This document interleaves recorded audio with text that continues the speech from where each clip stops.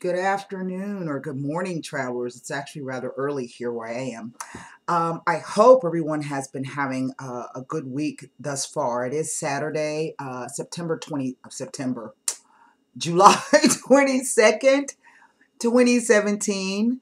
Happy birthday, Leos. This is your month coming up.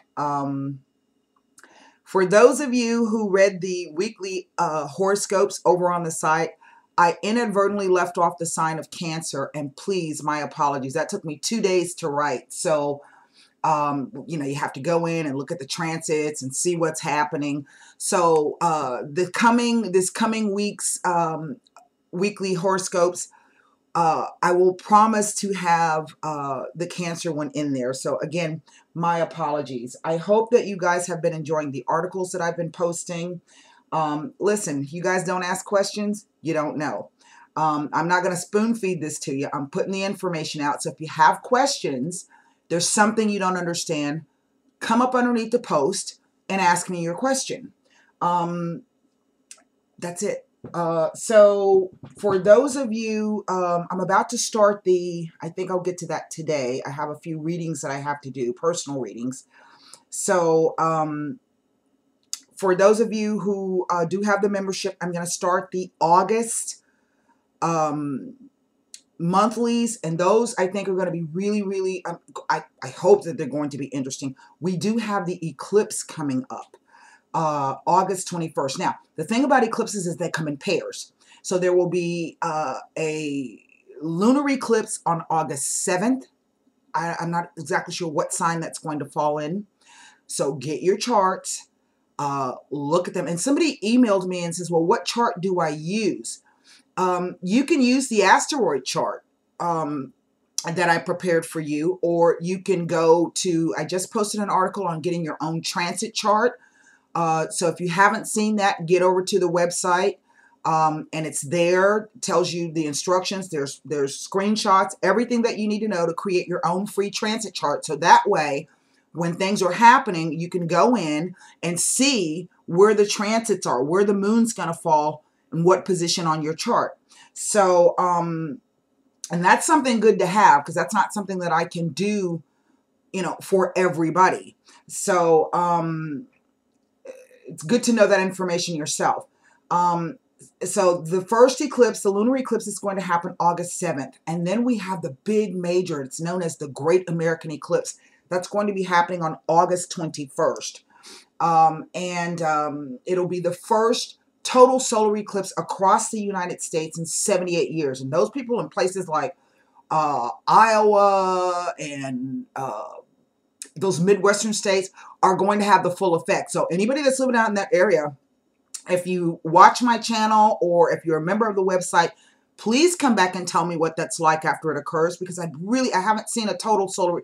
Nobody has, if we're not, over the age of 78. So anyway, that's going to be, I think, a very important thing. And as we know, eclipses always hide things. They conceal things. They never reveal things. I do have the eclipse retrograde survival guide over on the website. You can go over, take a look at that. Now listen, we have Neptune is in retrograde. Jupiter just came out of retrograde, so I know Uranus will be going retrograde very, very soon. And then there's another outer planet. I don't know if Pluto's retrograde. I'm not exactly sure, but we're going to have three big outer planets, or three outer planets in retrograde. We also are going to have Mercury retrograde falling right around the eclipse. So luckily, it'll be retrograde in Virgo. Yay! So that's my sign. So that may help me instead of kind of screw me up like it normally does. But there's like I said, there's the eclipse and retrograde survival guide over on the website. So anyway, I've got some more articles. I'm posting up a lot of stuff.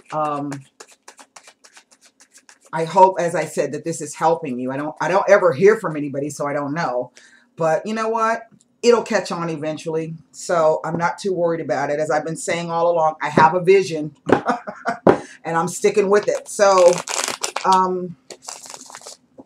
my friend Alex, that's who is teaching me how to write horoscopes. He and I are trying to do some I think, collaboration. I don't want to speak out of turn, but I do hope that we are able to work. And he's got a great course, you guys. If you're not interested in writing horoscopes, but you really want to learn the basics of astrology, his course is absolutely excellent. It's not that lot of money. It's 99 bucks, but it's 58 modules. I mean, and it's amazing how he's put it together. So I'm trying to take a cue from him. And that is why I'm so slow on getting my lessons out for the tarot classes, because I'm trying to figure out how I can not copy him, but kind of emulate how he's put his courses together and apply that to the tarot. You know, it's two different subject matters. So, all right, let's get started. We're going to do an open reading. We have a new moon tomorrow. Oh, yeah, and by the way, we will have 2 new moons in Leo, which is awesome. And so I've just posted the new moon report by Dr. Ann Wright, and then I wrote my own new moon article. So there's plenty of information over on the website, you guys. For those of you who are like, well, what does that have to do with tarot? When you put tarot and astrology together, it really adds another layer to what the cards are trying to tell you. So let's go ahead and get started. I don't know who the hell be calling me this early in the morning, but it ain't that important.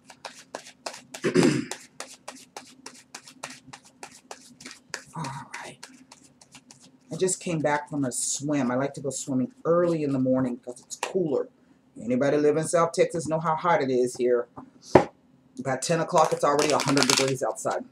So, oh, Ulrike, I wanted to tell you thank you for your donation. I did get it. I know it seemed ungrateful that I didn't contact you back, but I am not ungrateful. I'm very grateful for that. You really have been the most consistent donor that I've had, and excuse me, I really want to thank you so much. So I'm putting that shout out straight up on the thing here. All right, so here we go. Excuse me. Swallow some pool water. Yum, yum. 9 cards down. And we can call this an open reading, new moon reading. Here we go. Well, the Knight of Wands. The 3 of Coins. Let me try to, hold on, because then I won't be able to see what I'm doing. Okay. The 3 of Coins. The Ace of Wands. Wow, now that's a lovely trio of cards. The Lovers. The 9 of Swords. Oh, come on, you guys. The 9 of Pentacles. The King of Coins. The Temperance card. And the 8 of Coins. Not all bad. Oh well, underneath the deck we have the 2 of Swords. So I have 2 major arcana cards here. As we know, the major arcana speak to our life lessons and spiritual lessons. What are we supposed to be learning from the crap that we go through, right? And then the pip cards, which are going to be our Knight. These are our court cards. The Knights, pages, kings, and queens are court cards. And our numbered cards, the 3 of Coins, the Ace of Wands, this 9 of Swords, 9 of Coins, King of Coins, and the 8 of Coins. That's a lot of coins, you guys. It's more heavily weighted, I think, towards the coins. It is. However, that being said, these 2 major arcana cards, the Lovers and the Temperance, take more weight. They hold more sway over all of these other cards. Now, the way the cards are read, for those of you who don't know, who've never been to my channel, and if you're new, welcome.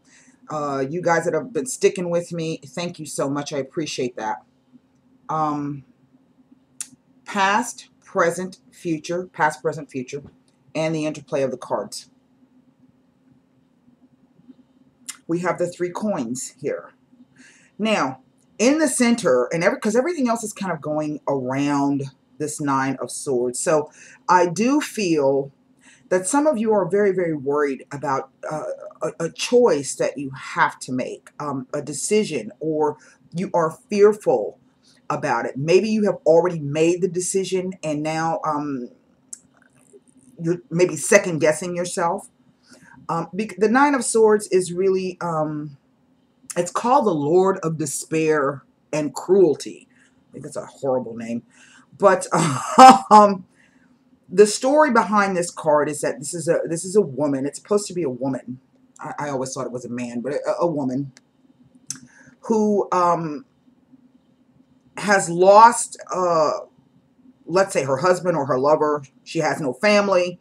And if we think back to the time when the tarot came into being, 13th, 14th century, if you were a woman without anybody to protect you, you were really up shit creek.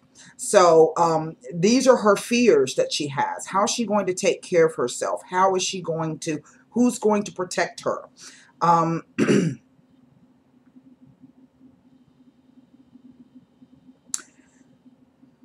That bed, that quilt of roses, to me, roses represent love, passion, beauty. But roses can also, in one respect, be deadly. They're beautiful to touch, but they have thorns. So in one respect, I would say that I think maybe for some of you, this is a painful decision, or a decision that you fear will cause you pain. We see that there's a choice here with the Lovers, head and heart. Now, across the top, the Knight of Wands. I feel for some of you that this is, you know what? I think we have a grand fire trine going on. I'm not exactly sure. And the reason why I say that is I have the 2 wands down to the center of the Temperance card. It's like a triangle that, to me, speaks to a grand fire trine. There may be one going on. I'm not exactly sure. Hadn't checked my software yet. A grand fire trine would be aspects, planets and aspects that bring the 3 fire signs together: Aries, Leo, and Sagittarius. I think I saw that yesterday. I was looking at something, and I think I saw that there's a grand fire trine happening. I could be incorrect. Please don't quote me on that. The Knight of Wands is typically represents the sign of Leo, but it is the airy part of Leo. In other words, it's got Gemini qualities to it. Why? Because it's that airy quality. Typically for me, Knights represent events happening. They do bring news and messages. We see him writing. To me, this is something coming back from the past. In one respect, the energy kind of reads that way. I do feel for some of you, this could be a work endeavor, something brand new. Maybe you're trying to join forces with someone. Someone has contacted you, perhaps unexpectedly out of the blue, saying, hey, here's this thing. I thought about you when it came. For some of you, this could literally be like a job offer that has just cropped up out of the blue. And I feel that some of you, in one respect, some of you have said, okay, yeah, because that's an opportunity. That's really all it is. All aces represent opportunities. You have to be in a sense in the right place at the right time, and all conditions have to be in order for you to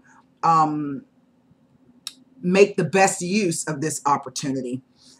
If not, you got to figure out a way to clear the ground for it, because you're trying to plant those seeds here.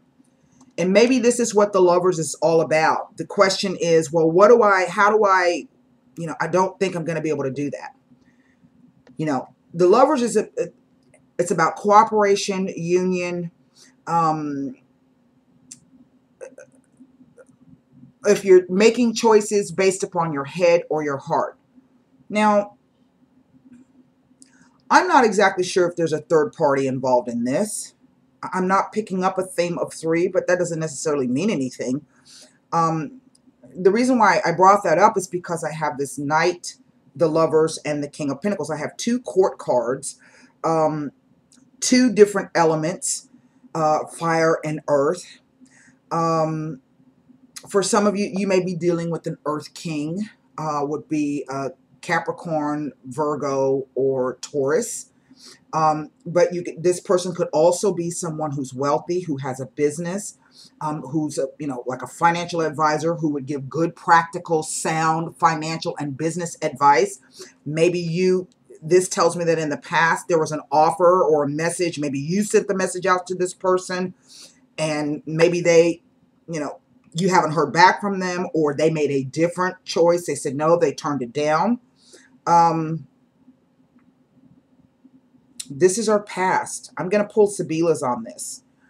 And in one respect, I would say yes, maybe there was an offer put forth and it was turned down. It was rejected.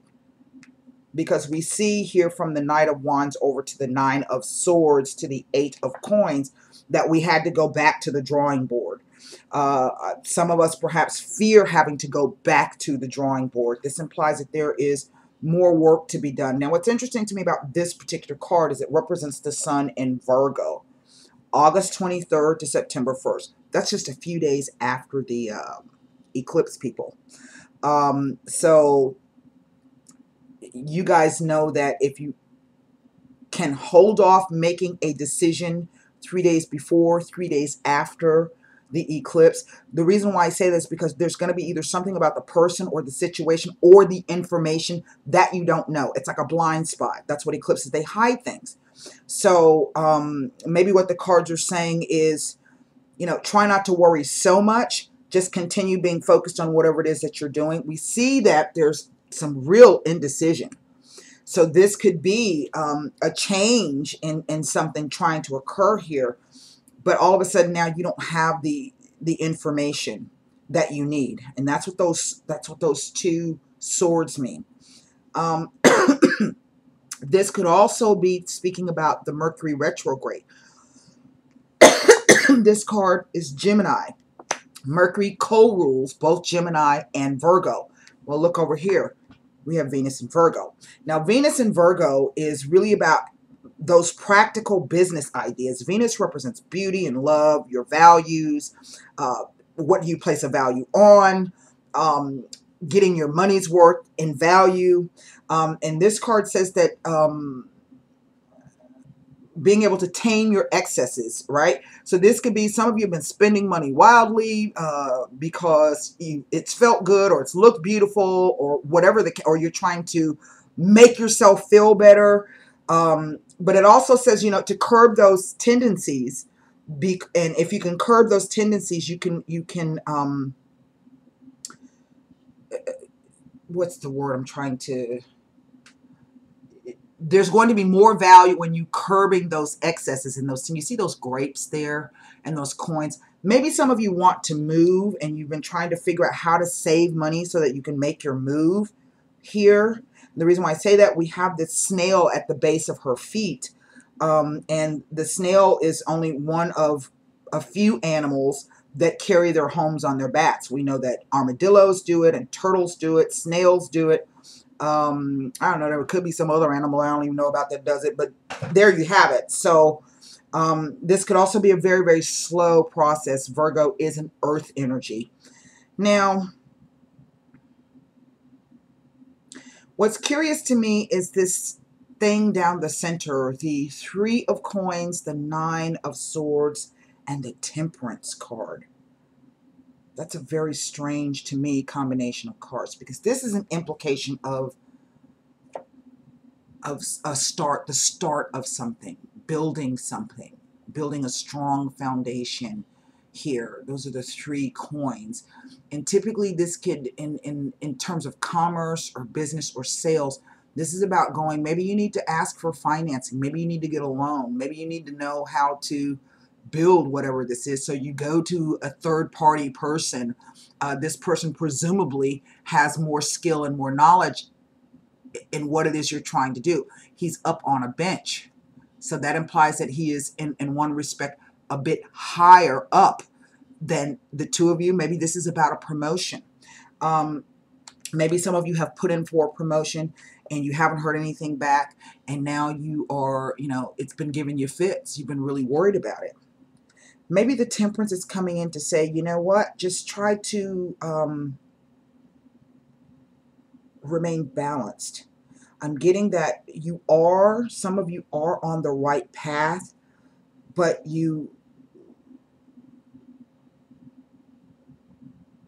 what is the Temperance trying to tell me? It's really asking you to just try to keep your worries, your fears, your anxieties in check, your hopes in check. Be logical about it. Be both passionate but also logical about it. That's not coming out right. This card is telling me a lot of things, and I'm having trouble kind of distilling it down. Maybe it'll come back to me. I have the 2 9s here, and 2 9s. If this is about a relationship issue, says that, one of you need to spend more time alone. Well, sometimes. And, I would think that with the Leo moon, this new moons are new beginnings, and it's a fiery energy. And so do we come from a place of drama and dramatics and ego-based, or do we temper those things and kind of take a look at what's really going on with us? Moons are funny, whether they are full or new. The thing about the new moon is that we can't see it. It's a dark moon. Maybe this is what the 2 of Swords is trying to say as well, because we see 2 people that can't see. Okay, they can't see. But the implication is that either you don't want to see, or you feel that maybe, again, you don't want to see, or you feel that maybe someone is hiding something from you, or there's something being obscured. What you can't see about this card is that one of her eyes is not fully covered. So it's kind of like there's something, but you're not quite sure. You don't trust what your intuition is telling you. Let me go back to the other, what do you call it? 2 9s here. And then I want to look at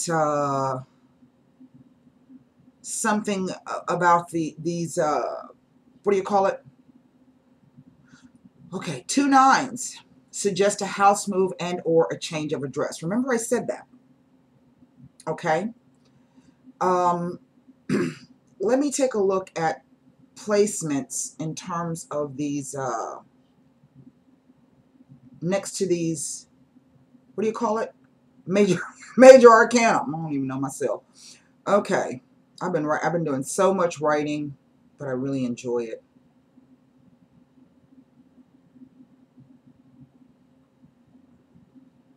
No, nothing about that. Now let me try the 8 of Coins.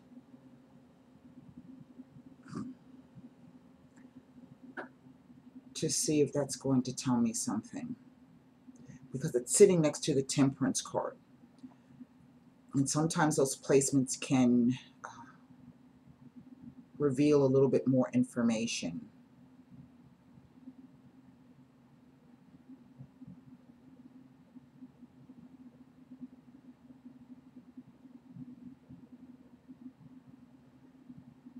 No.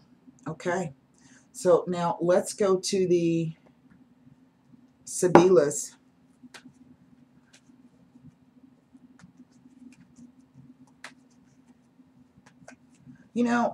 I mean, for all intents and purposes, in one respect, it's maybe some of you are not able to take advantage of this opportunity. And the reason why I say this, we go from a 9 to an 8. That means we got to go back again, like I said, to the drawing board. But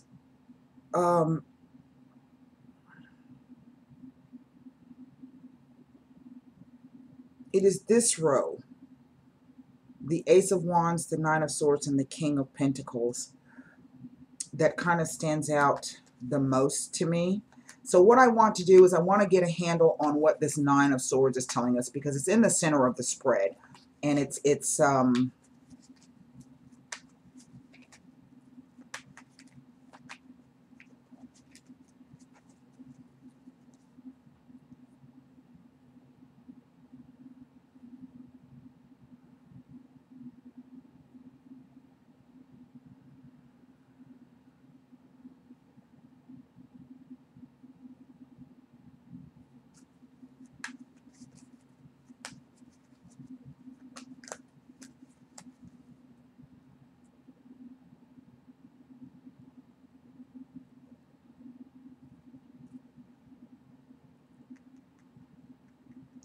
this king, this king.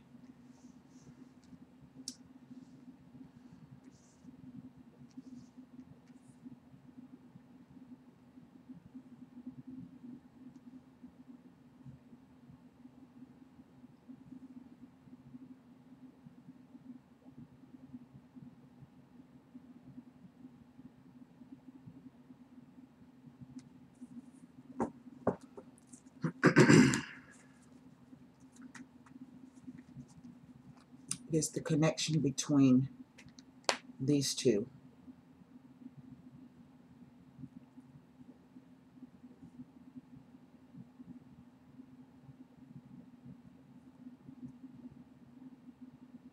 See, he's sitting in a walled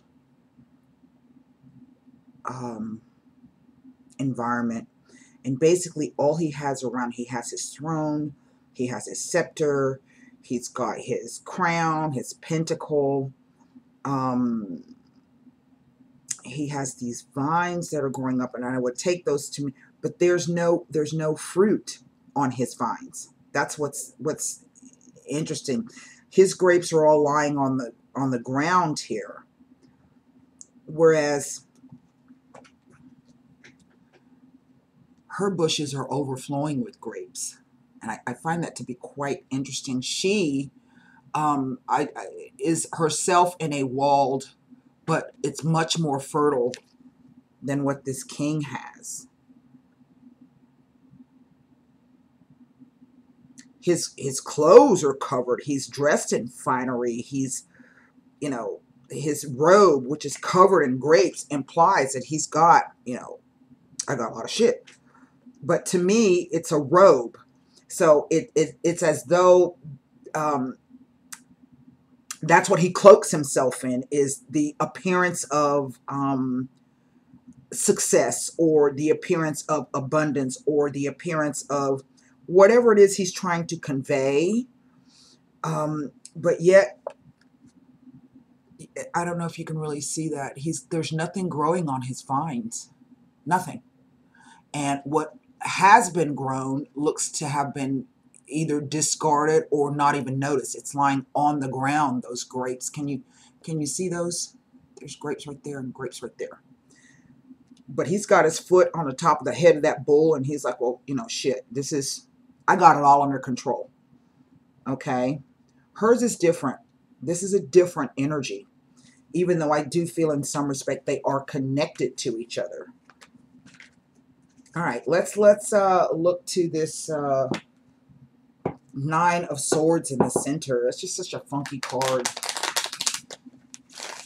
There's a lot of Martian energy here too. This is the energy of Mars and Capricorn. Okay, and that's really about that focus and that determination to get stuff done. Capricorn is all about ambition, social climbing.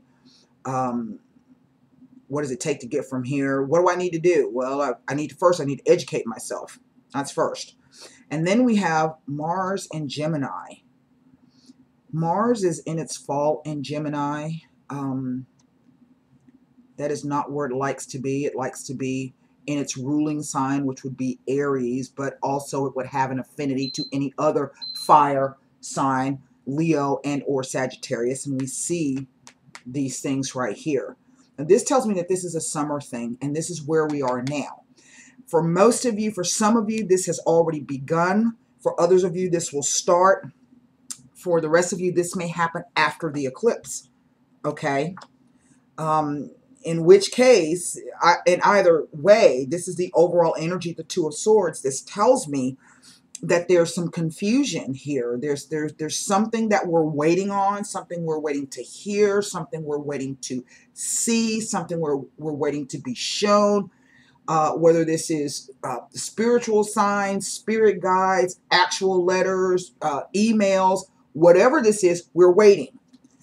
And there's a lot of uncertainty here. Let's go ahead and pull on this Nine of Swords.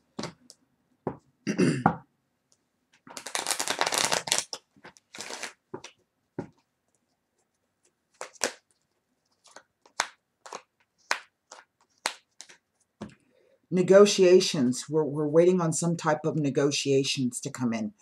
The three cards are the domestico, the bambino, and la conversazione. Now, right in the center, remember I said this could be some offer that has come through, something that has come back from the past, another opportunity has come back, perhaps quite suddenly and quite unexpectedly. But because the domestico falls, this tells us that in the past, there was something kind of maybe suspect about it. It was an offer of help. Maybe somebody didn't trust it, or maybe the terms and conditions were kind of shady. They were kind of suspect. Okay. And that still holds true because it falls on that Nine of Swords. And the Nine of Swords in this particular case says that this is somebody who is perhaps, or the situation is a kind of situation where you just keep kind of going over it and over it and over it and over it. You know, isn't that something? There really is no need to do that. You know, sometimes the universe, we spend so much time thinking of the perfect life, or thinking of all the great things that we wish to do, or think about all the great ways we'd like to improve our lives. And sometimes we never, you know, we think about these things, we may hope, we may dream. Some of us actually try to go out and get those things. You know, sometimes we don't succeed at what we've been, you know, working on. I don't ever look at something that didn't go right as necessary as a failure. I always look at it as a learning example. But at the same time, we can spend inordinate amount of times thinking of all of the ways or all of the things that could go wrong, right? And so sometimes the universe will say, you know what, secretly, this is what you've been dreaming of. This is what you've been wanting your whole life. So here it is. I'm going to give it to you. But then you become fearful of it. And that's kind of what I'm picking up on this. I just posted an article about Get Lucky 365. And it talks about Jupiter and how you can use Jupiter to find your luck. And again, it's kind of like this thing where this is not a strange spread in a sense where I don't really understand what's happening, or it's weird messages. It speaks to just a lot of self-doubt and conflict, even though I have these somewhat lovely cards here. None of these cards are bad cards. And maybe that's what the whole message is to get a handle on, you know, what is it that I really want and how can I bring that about? And for some of you, you may be saying, I don't see how this is going to fit in. I don't know how I'm going to do that. You know, sometimes you just have to take a leap of faith. You know? Don't listen to any of the naysayers. Don't allow any of the past bullshit and crap to sway you. This could be a once-in-a-lifetime opportunity for some of you. Okay? I want to look at the Lovers. Wow. This is...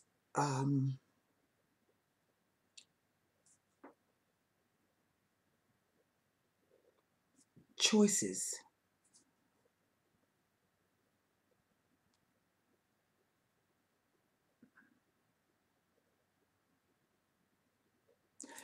The three cards are the Donna Maritata. Okay. This is respect for a married woman. But it also speaks to perhaps the qualities of someone who's nurturing and kind and caring. You know, Leo rules, it's the fifth house. It is the house of royalty. Okay. But it is also the house of babies, lovers, children, and young adults. So this could be, I think perhaps maybe someone is trying to decide if a person is the right person to come in or if this person has the qualities that they need. Now, there's coins here. So in one respect, it is the doing of something and the value of it being done, but also the value of the situation. I don't know if I'm making any sense by saying that. There is a loyalty and a fidelity here. And there's also hope, okay? But it falls on this weird ass choice card. So I don't know who is trying to make a choice or make a decision. You know, I don't know if it's the female or if it's the male. I don't know. Now that I've seen those particular cards, what this tells me with the Two of Swords is that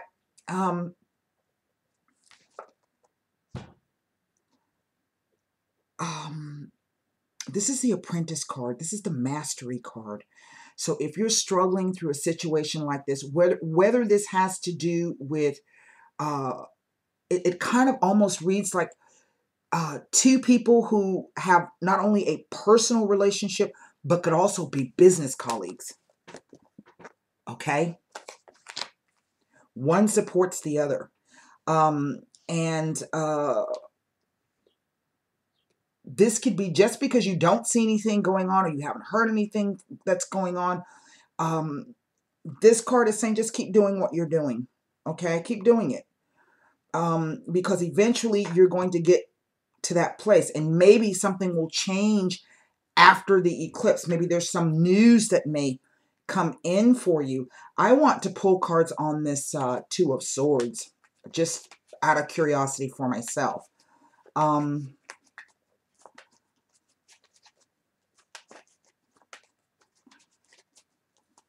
How interesting. Let's see what this Two of Swords is. This is the moon and look, it's it's the moon and oh, holy shit. This represents the moon in Leo.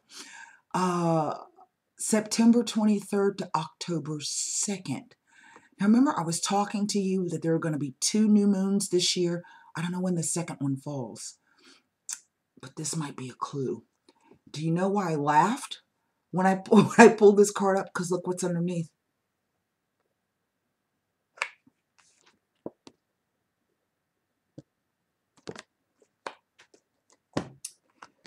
I tell you, these cards. And I haven't touched them since I did the last open reading for you. It's craft time for me. So I've been crafting.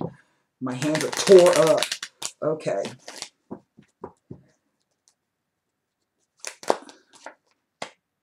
Letterato, information or discovery. Right now, we just, remember I said, I don't know how that's going to work. This is what the person is thinking. These are the thoughts going on. And it could be both of you. Discovery. It's in the past position. Mercante, the deal maker, the contracts, the negotiations. And the Yardro. And I don't think that this is saying to me that they will go bad. I think the person is fearful that they will.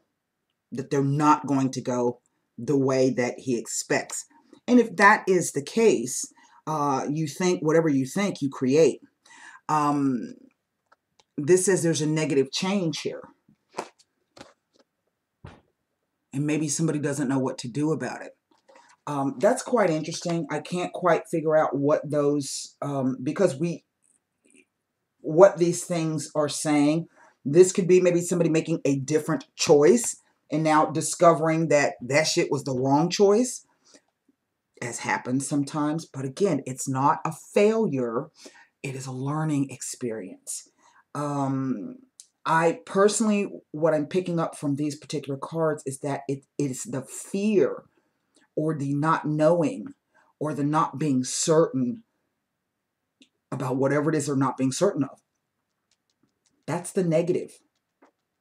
And that's, I think, could be what will change the situation, is the fact that they're fearful of something, of the unknown. That's really what that says to me. They are fearful of the unknown. Well, shit. I mean, really? I don't know every day if I'm going to wake up after I go to bed. So why should I be fearful of anything else? I remember telling somebody one time, if I fail, if something goes wrong, I want to do it up in a big ass way. I want to do it in the biggest, most spectacular, going down in flames that I could possibly do. And, sometimes that's just the way. You only live once. YOLO. YOLO. You only live once. So, I think sometimes it is the fear of being humiliated or being vulnerable and exposed that prevents. Remember that you make decisions out of fear, shame, guilt, doubt, sometimes anger, So, and maybe that's what that temperance card is saying, get a handle on that shit. Nobody's promised or guaranteed anything except the bank. Okay? They give you that damn loan. They gonna get that money whether you still around or not. That's the only guarantee. Death and taxes. Those are the only guarantees you have. All right. Let me shuffle this one more time. Please formulate one question. These cards, I tell you what.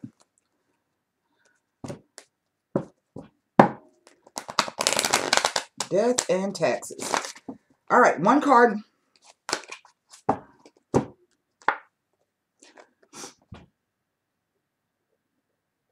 Do you guys see that? It says reconsider. Now, what's interesting to me is that this angel has this sword. And what do we know about swords? Well, they're double-edged. They can most definitely cut twice. But swords represent justice. They represent truth. They represent communication, knowledge. They can defend. They can... what is this angel trying to tell me?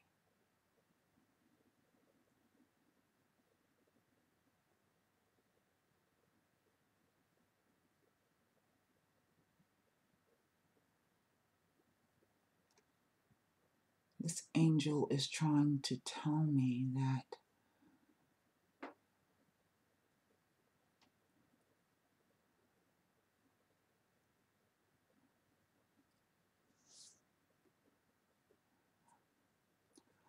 I don't know exactly what the angel's trying to tell me. Maybe when I read the, there's a lot of messages coming from that angel. All right. One Heart Oracle Tarot to close this out. Well,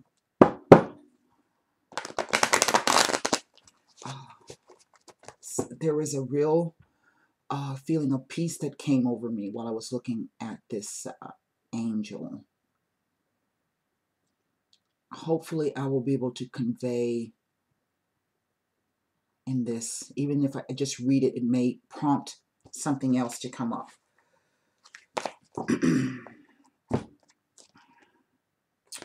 Six of Cups.